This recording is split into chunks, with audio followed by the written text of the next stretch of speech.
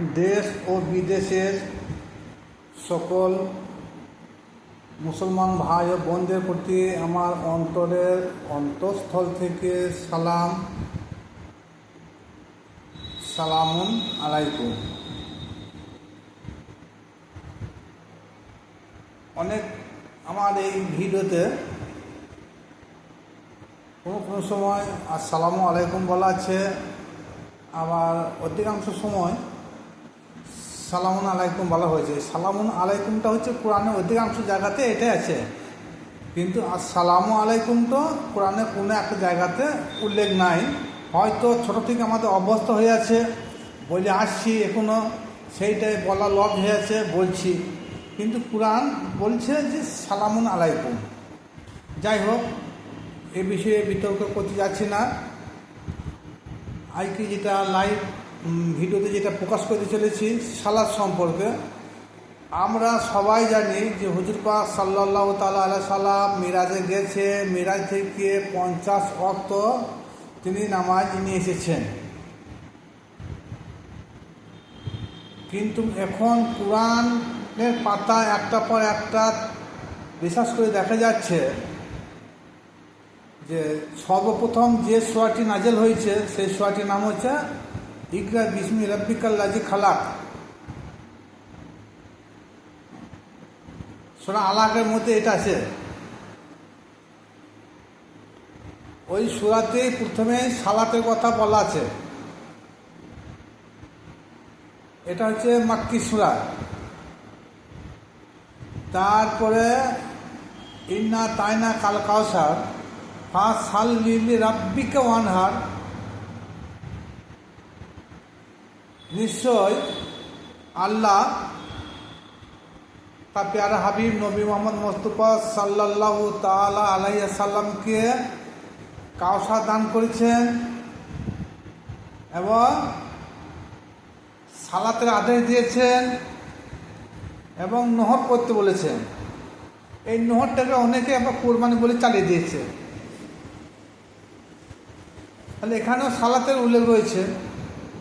তারপরে দেখুন সূরা মাউন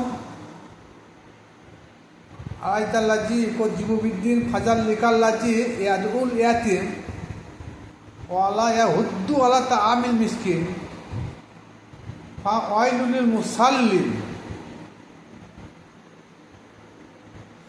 এই যে এইখানে এটা মক্কি সূরা।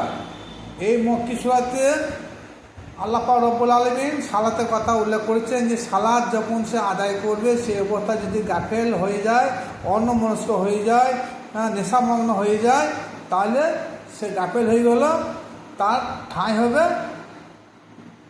হাবিয়া দুজক, ওই নামক জাহান্নামে। এরপরে সূরা মুজাম্মিলও সালাতের কথা বলা হয়েছে। দেখা যাচ্ছে কোরআনের পাতা উল্টে দেখা যাচ্ছে কোরআনে এরকম একাধিক সূরাতে, যে সূরাগুলো মাক্কি সূরা, সেই সূরাতে সালাতের কথা উল্লেখ রয়েছে। অথচ হুজুর পাক সাল্লাল্লাহু তাআলা আলাইহি সাল্লাম যখন মিরাজে গেলেন তখন উম্মতের জন্য 50 ওয়াক্ত নামাজ নিয়ে এলেন। মুসা নবীর আদেশ মোতাবেক সেটাকে কমিয়ে 9বার জশা করেছেন। 5 নয় 45 ওয়াক্ত নামাজ বাদ দিয়ে 5 ওয়াক্ত নামাজকে স্থায়ী করেছেন। কিন্তু এখানে একটা চিন্তার বিষয় আছে। কেউ যদি কোনো ব্যক্তি যদি কারো কাছে কোনো জিনিস যদি পেয়ে থাকে, তো সেই ব্যক্তি তার কাছে কোনো জিনিস সেই জিনিস চাইতে পারে না, আর সেই ব্যক্তি সেই জিনিস টাকা দিতেও পারে না। আর যদি চানো যায় সে কি বলবে জানো?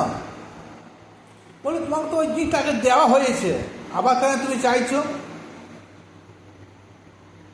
আর যে চাবে সে যদি ভুলেও চায় তাকে স্মরণ করে দেবে। তা আল্লাহ রসুল ভোলার পাত্র নয়, আর এরকম অজ্ঞানের কাজও আল্লাহ রসুল করেন নাই। কিন্তু হাদিস মোতাবেক যা বোঝা যাচ্ছে অজ্ঞানের কাজ যে মতনই হয়ে যাচ্ছে। কারণ এর আগে আল্লাহ পাক রব্বুল আলামিন সমগ্র কোরআন শরীফে একাধিক জায়গায় সালাতের কথা বর্ণনা করেছেন। তাহলে মিরাজ থেকে যে 5 ওয়াক্ত নামাজ নিয়ে এসেছেন, সেই নামাজটা বলছি না এটা হুজুর এনেছেন, হুজুর যেটা করেছেন, হুজুর যেটা বলেছেন, হুজুর যেটা দিয়েছেন সবই তো সুন্নত। তো তাই যেটা হলো, তা সে হুজুর পাক সাল্লাল্লাহু তাআলা আলাইহি সাল্লাম হাদিস দিয়ে আমরা কেন নামাজ পড়ি না? আমরা যখন সালাত করি কুরআনের আয়াত দিয়ে সালাত আদায় করি, কিন্তু হাদিস দিয়ে কেউ সালাত আদায় করে না। সুতরাং আপনারা একটু চিন্তা ভাবনা করবেন যে কুরআনের সালাত আর মিরাজের নামাজ ফার দ্য ডিফারেন্স, এক নয়। কুরআনে যে সালাত, সেই সালাতের জন্যে আল্লাহ পাক রব্বুল আলামিন বলেছেন সূরা আনকাবুত, ইন্নাস সালাতা তানহা আনিল ফাহশাই ওয়াল মুনকার, নিশ্চয় সালাত তোমাদেরকে সকল রকম মন্দ, খারাপ, গহিত, ফায়সা কাজ থেকে বিরত রাখবে। কিন্তু যারা নামাজ পড়ে তাদের কিন্তু সমস্ত রকমের পাপ থেকে মুক্তি দিতে পারে না। আল্লাহ পাক রব্বুল আলামিন বললেন সমস্ত কিন্তু ফায়সা, নোংরা, খারাপ, এমনকি কিছু জন্তু জানোয়ারের মতো কাজকর্ম আমরা করে থাকি, সেগুলো আমাদের কাছ থেকে দূরীভূত হয় না। সুদ খেতেও ছাড়ি না, মিথ্যা বলতে ছাড়ি না, গীবত করতেও ছাড়ি না। তাহলে কি হলো? ওই নামাজে আপনাকে পাপ থেকে মুক্তি দিতে পারে না। কিন্তু সালাত, প্রকৃতপক্ষে যে দাইমি সালাত আপনি বা করেন, তা নিশ্চয় দেখবেন আপনাকে সমস্ত রকমের পাপ থেকে, ফায়সা কাজ থেকে, নোংরা মন্দ কাজ হচ্ছে, ওই জন্তু জানোয়ারের কাজ থেকে মুক্তি দেবে। আশা করি চেষ্টা করে দেখুন না একবার আপনারা।